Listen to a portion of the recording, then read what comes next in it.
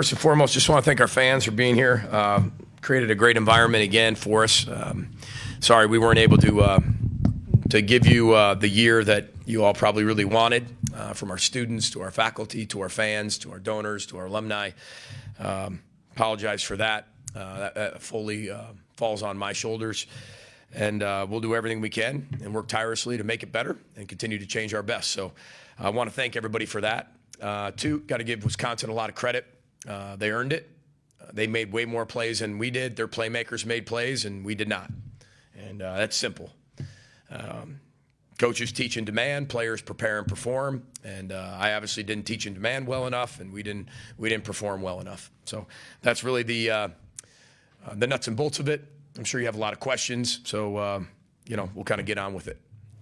PJ, from a broad standpoint, what do you feel like improvements need to happen in coaching and schematically? I think we'll look at the schematic piece, but it doesn't matter if you don't execute it. Every play doesn't look good if we don't catch it, right? If we don't throw it to the open guy, if we fumble the football, ball's in the ground, we drop the ball. Every defense is called, same things we do. But when there's a missed tackle, when there's a misfit, bad eyes, now there's reasons for that. There's reasons for that. But this isn't that type of discussion. But we have to execute. It's more the execution better that has to be better than anything, and I think that's very clear to see. What did you say to the guys in the locker room after the game? Well, first of all, I started with the seniors, just how proud I was with them and what they've taught me as a coach, and apologize we couldn't get that one for them. Talked about how important the rivalry is. I mean, the rivalry is very strong, and a strong rivalry goes back and forth, back and forth, back and forth. We had it 3 out of 5 years, just gave it back. Actually, they took it, they earned it. Shouldn't say gave it back, they earned it, and just told them about the future. Talked to all the seniors, addressed the seniors, and talked about the future, and talked about how good we're going to be in the future. There's a lot of things, and at one point there were 5 freshmen, 6 freshmen on that defense on the field at one time today. That's not where you want to be, and there's a lot of reasons for that, and none of you really care about those reasons, so I'm not going to talk about those reasons, but I know the reasons, and it's my job to get that better, and that's exactly what we're going to do. How would you evaluate your offensive and defensive lines today? I didn't think we kept the quarterback in the pocket on the defensive line. I would say average at best. I think they did a really good job on their defensive line of creating penetration, a lot of cross blitzes, a lot of movement. We didn't handle the movement very well up front on offense. And then on the defensive side of the ball, we never kept them in the pocket. Their quarterback made a ton of plays. Playmaking quarterback. How big of a challenge were the blitz pressures and coverage picture changes you saw in the game? Well, I think in the first, just watch the first drive. We invited all that pressure, with being able to execute the way we did on the first drive, and then, but I thought we handled it for the most part. Most of the guys handled it really well, and but then it just, I can go through this whole thing. We get the fourth in. Let's go in the second half because you're going to want to know that. So we miss an assignment. We blow a route on the first opening drive. Okay, that's gonna cost you. Second drive, we get the 4th and 1 on the pitch. But then we get exactly the look we're looking for, exactly what we've worked on all week. It's an 8-up type blitz look in cover 0, and then they bail out. Goes exactly where we should go with the ball, but we airmail it. We're standing there wide open. So punt, 2 possessions. The third possession, we run the missile, which is a screen, and we drop it against cover 0. If you want to run a screen, you want to run it versus blitz. In a perfect world with unicorns, rainbows, sunshine, and a pot of luck, of gold, you want it versus cover 0, and we did, and we dropped it. We then throw we throw a go to the field, and we throw it out of bounds. The next possession, we run a dig, we fumble the dig. That's kind of the story of the year, and unfortunately, that's the story of the year, and that's my responsibility to get that fixed. But I said at the beginning of the game, our best players are going to have to play their best. We weren't able to do that. I wasn't able to get them to do that. And again, that is my responsibility. So I've kind of named it the readjustment year. There's a lot of things to adjust moving forward. There's a lot of things to evaluate. But there's a lot of things outside our control. I mean, at one point today, we're pretty thin as it is, but Devin Eastern was out, Trey Jones was out, Tyreek Watson was out, Coleman was out, Q Redding was out. I can go on and on. So, I mean, nobody cares about that, but I have to, I have to as we continue to move forward. And we just couldn't keep the quarterback in the pocket. That was unfortunate. And you're rolling guys in there and getting guys in there that played and haven't played.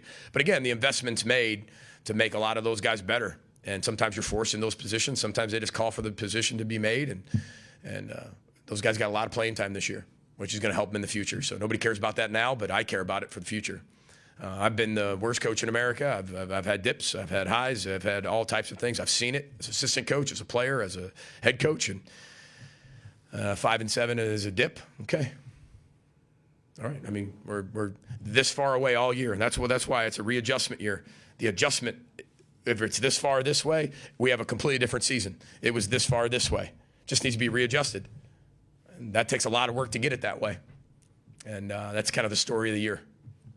Start to finish, how would you assess Ethan's growth and performance this year? Inconsistent. I love him. I love him with, as a person. And I thought he did a lot of great things this year. But I thought a lot of things that, as a Big Ten quarterback, he knows he's got to get better at. So I would just say inconsistent, because there was some consistency and then there was some inconsistency. So, but that was to be expected. Maybe not at the rate at some, but we've got a lot of drop passes in there. We got a lot of missed blocks in there.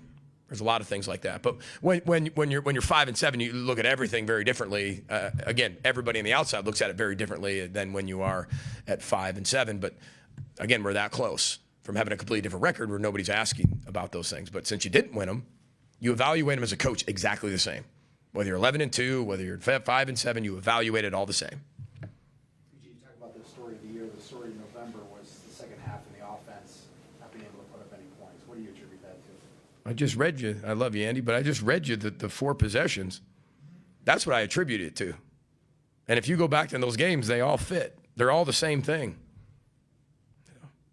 Yeah, I mean, I'd love to come up with a better answer, man. Trust me, I was thinking right when you asked it, too. I'm like, man, I heard that a lot. I wish I knew what that answer was. But we had some great adjustments in there. I mean, the screen's a great call. Couldn't have had a better call. The dig couldn't have had a better call. The 4th and 1 couldn't have had a better call. We miss a throw. We have an MA. That's the story. And that, again, that's my job, to make sure that stuff doesn't happen. But we got to be more consistent, that's for sure, and execute at a very, very high level, more than we did this year. That fade ball to Crab on turnover on downs, is that the look you wanted? It is the look we wanted. It's one-on-one with heavy inside leverage. Just we throw it out of bounds. PJ, you've been able to contain Braylon Allen in the past. What made him so difficult to stop today? Well, he's really good. And I think that when we've stopped people in the past, I don't think that gets enough credit of how hard that is, because he is an elite back. But if you hit him high, it doesn't. You bounce off like a bowling ball. I mean, just boom, boom. He just. However, we're playing some guys right now that getting some of their first experience, and some of their first experience tonight, and at a very young age. So we got to continue to create the depth in this football team by whichever way we possibly can. But that's really what it was. It was a lot of missed tackles. So, simply. I mean, if a guy's there in the hole, we had, at one point, on one of the big runs we had 2 guys actually hit him, and then he went for 40. I mean, that's missed tackles. We got to get better at that.